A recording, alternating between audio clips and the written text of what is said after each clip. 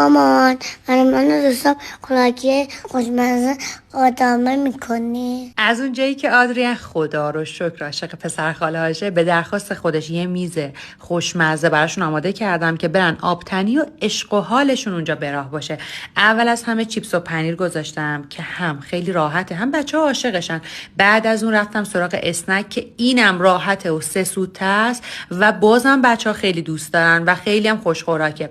و گفتم کنار اینا یه سری تنقلات ناسالمم که حالا که دوره هم جمعن و میخوان عشق و حال کنن بذارم، ولی واجب تر از اون یه سینی نوشیدنیه که هم خنکه هم تشنهشون میشه و خیلی بهشون میچسبه، چون دیر به دیر پیش میاد که با هم باشن و مطمئن بودم یه روز به یاد موندنی میشه براشون. هر اونچه که میدونستم دوست دارن و کیف میکنن و براشون آماده کردم با عشق. با کمک مامانم و خواهرم عصرونه‌شون رو بردیم تو استخر. فقط دوست دارم آخر ویدیو ببینید چه عشق و حالی راه انداخته بودن.